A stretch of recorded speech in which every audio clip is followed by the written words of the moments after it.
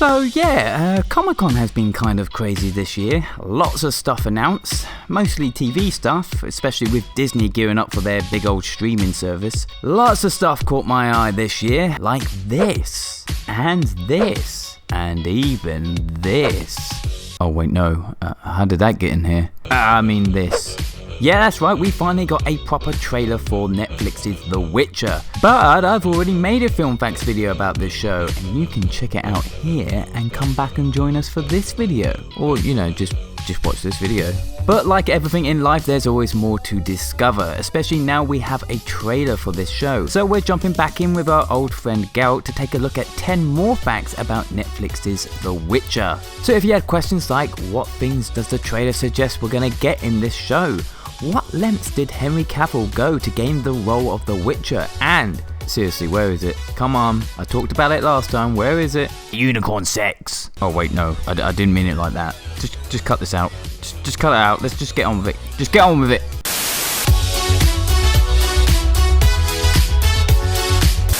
Oh, would you look at that? It's number 1. So the trailer for The Witcher series dropped and reveals much about this show. So let's dive into a little bit of that first. In the trailer we see several signs of the show adapting the book The Last Wish and the other novels, but not adapting them directly, but instead adding their own spin on the source material. For example, we see the character of Ciri. However, unlike the book, Ciri appears to be slightly older in the show, possibly for practical reasons. Because working with child actors is a nightmare. It's been said that this first season will cover most of the first book while also taking some elements from the other novels in the series. Number 2. Also in the trailer we see Garalt walking through a town or village, face covered in blood and bruises. Later we see Garalt in possibly the same town or village, now fighting a group of men. This could well be the origins of Garalt's nickname, the Butcher of Blaviken, a name given to him for killing several mercenaries within the town square of Blaviken. I mean, that's a really oversimplified version of what happened, but yeah, that's basically it, innit? Garalt kills a bunch of dudes. Done. You get the idea.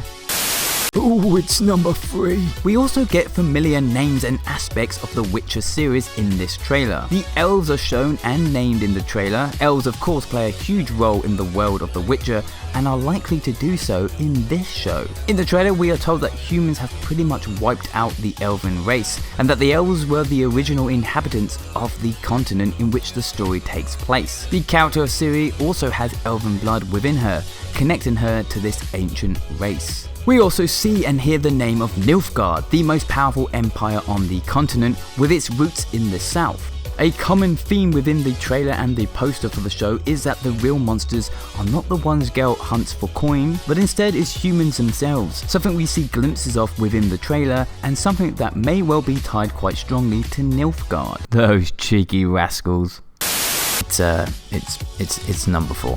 According to a few sources, Henry Cavill's performance was so on point that he didn't even need much of the dialogue written for his character. Writer and showrunner Lauren Schmidt revealed that because he was able to convey everything through his performance alone. Lauren states, in the first episode I wrote Garalt with a lot of lines. Henry shot them all, and in the edit we started pulling some of them out. Henry brings subtleties to this character, finding emotional resonance in small moments, and playing it in such a subtle way that you understand what the character is going through without necessarily having huge chunks of dialogue. By the time we got to the finale of the first season, we didn't even shoot half the dialogue because we knew there was so much Henry could do with Garalt that didn't require my words.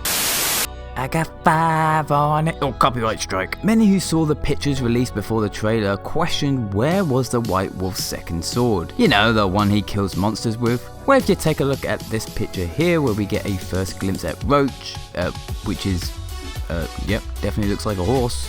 So good job there. Anyway, you can see Garalt has one sword on his back and another strapped to Roach, just sneaking into shot.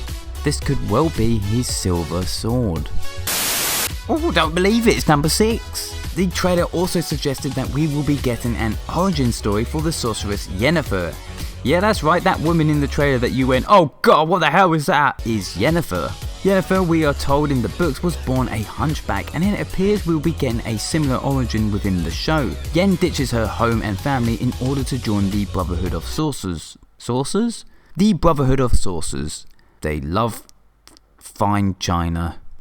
She joins the Brotherhood of Sorcerers and trains to be a sorceress herself. Yennefer has a terrible childhood, with her father abusing her and eventually abandoning her and her family, as well as a bunch of other horrible shit. This is why Yennefer has such a hostile personality when she is first introduced within the books, and it's likely to be the same here within the show.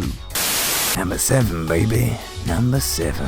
At the end of the trailer, we see Garalt fight what looks like a fucking nightmare on 8 legs. During this part, we see Garalt with darkened eyes and, quite frankly, the devil's eyes. This is most likely the effect of a potion used to fight the monster. Witchers have been known to consume a variety of potions that are best suited to the situation and monster they are confronting.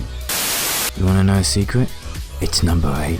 Henry Cavill actively pursued the role of Garalt until he got it. When Cavill first heard that the show was being made, he repeatedly bothered his agents to get a meeting with Netflix. Finally, Netflix agreed to take the meeting with him, but showrunner Lauren Schmidt initially turned him down because she hadn't written a single word of the script yet and did not know what the show was going to be. After 4 months, as the show was being written, Schmidt tested 207 actors for the role of Garalt, but couldn't find him. She said that while writing the script, she kept hearing Cavill's voice in her head, speaking Geralt's lines. Finally, 4 months after their initial meeting, she met Cavill again, and this time during his audition, when he read the lines she had written live in front of her in his real voice, she instantly knew that Cavill was Garalt. Cavill said it was important to go through the process to make sure the right actor was picked, and he was thrilled to finally win the role, which he called his dream come true.